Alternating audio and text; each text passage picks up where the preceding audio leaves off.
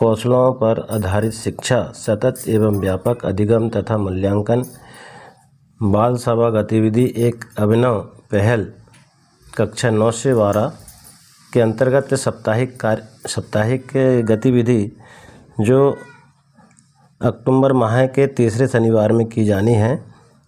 गतिविधि का नाम है प्रश्नोत्तरी, जिसमें अंकन व्यवस्था रहेगी, सदन बार और हाउस बार, जिसमें पूर्णांक रहेंगे 15 अंक। सब थिंग उपविषय इसमें जो है प्रश्नोत्तरी है।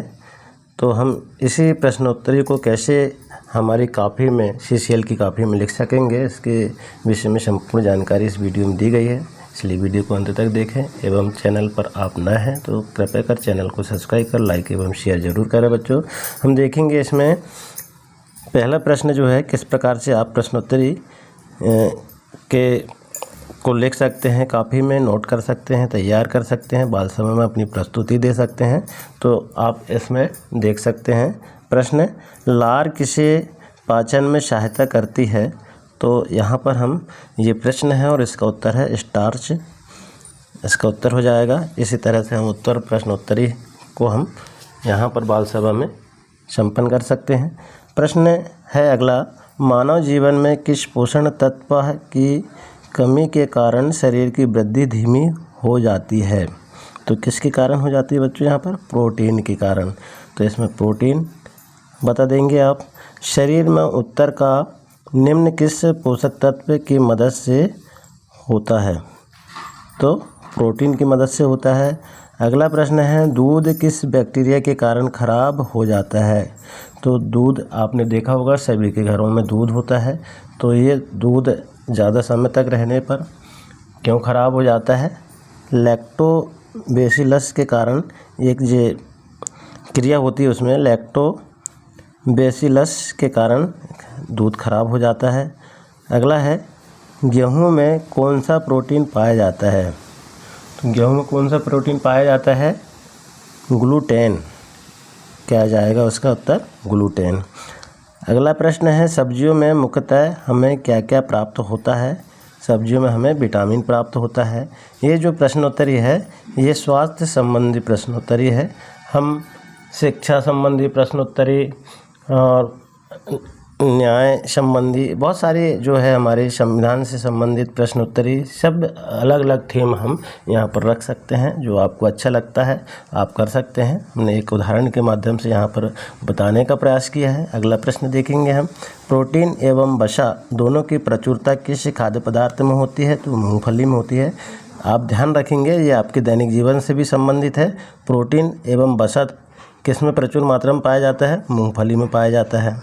अगला प्रश्न है, कौन सा एंजाइम प्रोटीन के पाचन में सहायक होती है। तो ट्रिप्सिन। कौन सा एंजाइम, ट्रिप्सिन।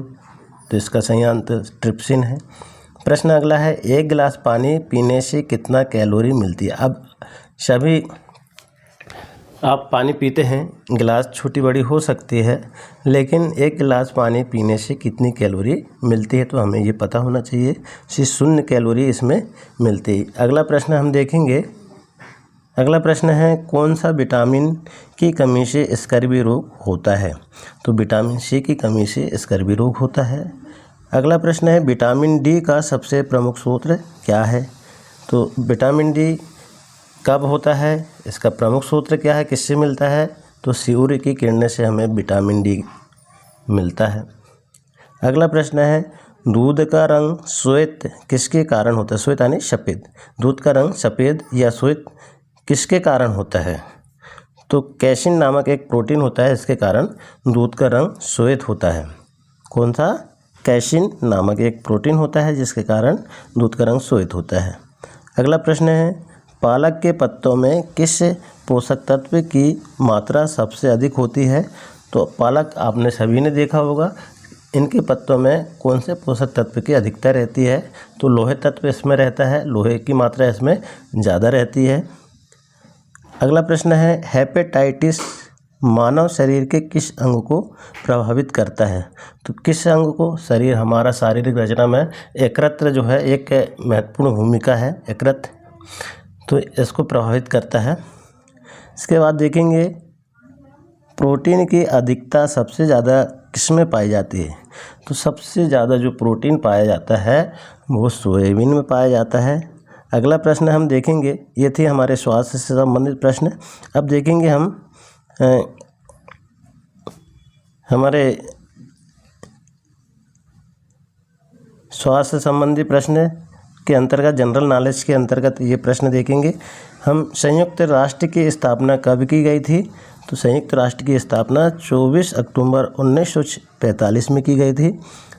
दूसरा प्रश्न है, भारत की राष्ट्रीय रासायनिक प्रयोगशाला कहाँ स्थित है? भारत की राष्ट्रीय रासायनिक प्रयोगशाला कहाँ स्थित है? पुणे में स्थित है। अगला प्रश्न है, पीलिया किसके द्वारा फैलता है? तो ये पीलिया जो है किसके द्वारा फैलता है? बैक्टीरिया झील के कारण फैलता है। भारत का अंतिम वायसराय किसे कहा जाता है? तो लॉर्ड लुडस माउंटेन को कहा जाता है। अगला प्रश्न है, विश्व आर्थिक मंच का मुख्यालय कहाँ है? विश्व आर्थिक मंच का मुख्यालय जो है स्विट्जरलैंड में है। इसके बाद में अगला प्रश्न है, किस राज्य की प्रथम महिला मुख्यमंत्री थी? तो किसी राज्य की कोई भी राज्य की प्रथम महिला मुख्यमंत्री थी, तो आशापूर्णा देवी ये थी प्रथम महिला मुख्यमंत्री। इसके बाद में अगला प्रश्न है, चिन्नार वन्यजीव अभयारण्य कहाँ स्थित है? केरल में है। कहाँ पर है? चिन्नार वन्यजीव अभयारण्य कहाँ स्थित है? केरल में है। अगला प्रश्न है, केशवपुर रामसर स्थल कहाँ स्थित है? पंजाब में है। फिर है अगला प्रश्न है, बिम्बटेक में सदस्यों की कुल संख्या कितनी होती है? 7 होती है। फिर है अगला प्रश्न है, लैंड होल्डर्स सोसाइटी की स्थापना कब हुई थी? तो यहाँ पर हम देखें, लैंड होल्डर्स सोसाइटी की स्थापना 1838 में हुई थी। अगला प्रश्न है, भारतीय स्टेट बैंक की स्थापना कब हुई थी? भारतीय स्टेट बैंक को आप सभी जानते हैं, तो इसकी स्थापना कब हुई थी? ये सब आपको जानकारी इसकी होना चाहिए। तो 1 जुलाई 1955 में हुई थी। भारतीय स्टेट बैंक की स्थापना कब हुई थी? 1 जुलाई 1955 में। अगला प्रश्न है, कौन सा राज्य तेल का सबसे पुराना उत्पादक है? तेल का उत्पादक राज्य सबसे पुराना कौन सा है? असम है। अगला प्रश्न है, लोह अयस्क का अग्रणी उत्पादक राज्य कौन सा है?